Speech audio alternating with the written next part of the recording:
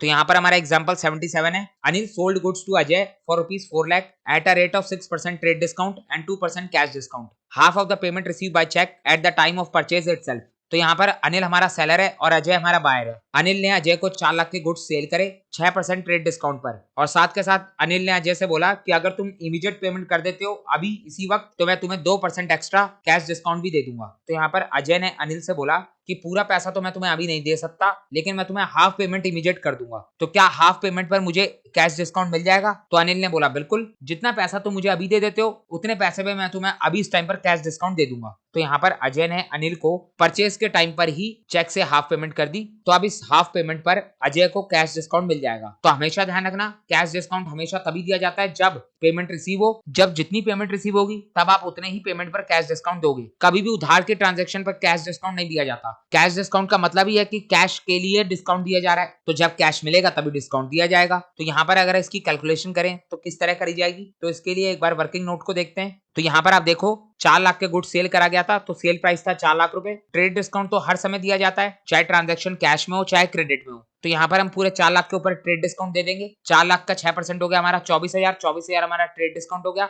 4 लाख में से 24,000 लेस करोगे आएगा 3,76,000। तो ये हमारा नेट वैल्यू है जिस वैल्यू पर हम अपनी सेल्स को रिकॉर्ड करेंगे। ट्रेड डिस्काउंट को कभी भी बुक्स ऑफ अकाउंट्स के अंदर रिकॉर्ड नहीं करा जाता, तो हमारी सेल्स और परचेज की एंट्री ही 3,76,000 से रिकॉर्ड होगी। अब यहाँ पर अजय बोल रहा है अनिल से कि मैं तुम्हें सिर्फ हाफ पेमेंट ही अभी दे सकता हूँ। 3,76,000 का हाफ कितना हो गया? 1,88,000। तो हाफ पेमेंट अजय अनिल को अभी तुरंत कर रहा है इमीडिएट, और जबकि हाफ पेमेंट करी जाएगी बाद में। तो ये जो बचा हुआ हाफ पेमेंट है यानी 1,88,000 है, ये हमारे लिए क्रेडिट सेल कहलाएगा क्योंकि इसकी पेमेंट बाद में करी जा रही है। तो जो पेमेंट बाद में करा जा रहा है उसके ऊपर तो कैश डिस्काउंट नहीं मिलेगा, तो यहाँ पर हाफ पेमेंट पर कैश डिस्काउंट मिलेगा। तो 1,88,000 जो इमीडिएट पे करा जा रहा है उसके ऊपर 2% का कैश डिस्काउंट मिलेगा। 1,88,000 का 2% हो गया 3,760, तो 3,760 का कैश डिस्काउंट मिल गया। तो 1,88,000 में से 3,760 लेस करोगे तो हमारा कैश रिसीव आएगा 1,84,240। तो यहाँ पर अनिल को अजय से 1,84,240 रुपीज इमीडिएट रिसीव हो गए।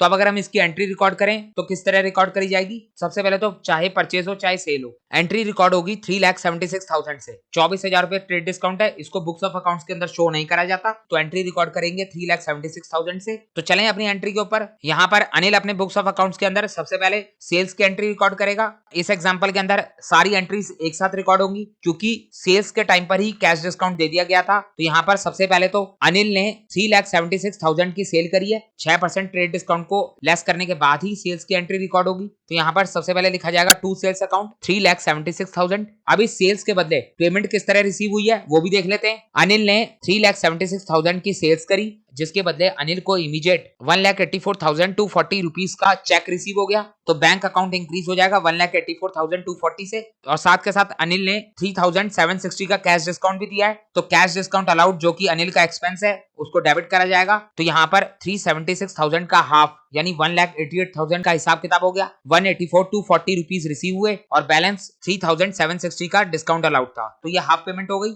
अब बचा हुआ जो हाफ पेमेंट है 1,88,000 वो इमीडिएट पे नहीं करा जा रहा, यानी वो हमारे लिए क्रेडिट ट्रांजैक्शन बन जाएगा। और क्रेडिट ट्रांजैक्शन के अंदर हम डेटर अकाउंट को डेबिट करते हैं। तो यहाँ पर अनिल के लिए 1,88,000 से अजय डेटर बन जाएगा। तो अनिल अजय को अपना 1,88,000 का डेटर मानते हुए डेबिट करेगा। तो यहाँ पर 376,000 का पूरा हिसाब किताब हो गया। आधा तो हमारी क्रेडिट सेल है और बची हुई जो हाफ पेमेंट रिसीव हुई है उसमें हमने कैश डिस्काउंट दे दिया। तो समझ में आ गया। अब जरा इसी एंट्री को हम अजय की बुक्स ऑफ अकाउंट्स में भी देख लेते हैं कि कैसे रिकॉर्ड करी जाएगी। तो अगर मैं अजय के बुक्स को देखूं तो अजय हमारा बायर है, तो सबसे पहले तो वो परचेजेस को डेबिट करेगा। अजय ने गुड्स परचेज करें 3,76,000 के, तो यहाँ पर भी ट्रेड डिस्काउंट लेस करने के बाद ही हम परचेजेस को रिकॉर्ड करेंगे। तो 376,000 के परचेजेस करे गए। अब इसकी पेमेंट किस तरह हुई है? सबसे पहले हाफ पेमेंट करी गई है जिसमें भी अजय को कैश डिस्काउंट रिसीव हुआ है। अजय ने सिर्फ 1,84,240 की पेमेंट करी है। 3,760 का अजय को कैश डिस्काउंट रिसीव हो गया, तो आधी पेमेंट कर दी गई है। अब बची हुई है आधी पेमेंट 1,88,000 जो कि हमारे लिए क्रेडिट परचेज बन जाएगा। यहाँ पर अजय अपने बुक्स ऑफ अकाउंट्स में 1,88,000 से अनिल को अपना क्रेडिटर बनाएगा, अनिल को क्रेडिट करेगा। तो यहाँ पर हमारी एंट्री रिकॉर्ड हो गई। तो समझ में आ गई बात, क्लियर हो गई एंट्री। तो ये हो गया हमारा ट्रेड डिस्काउंट और कैश डिस्काउंट का कंबाइंड एग्जांपल। तो इसी के साथ हमारे ये कैश डिस्काउंट और ट्रेड डिस्काउंट का टॉपिक कंप्लीट हो गया। अब हम अपनी अगली क्लास में अपने अगले पॉइंट को देखेंगे।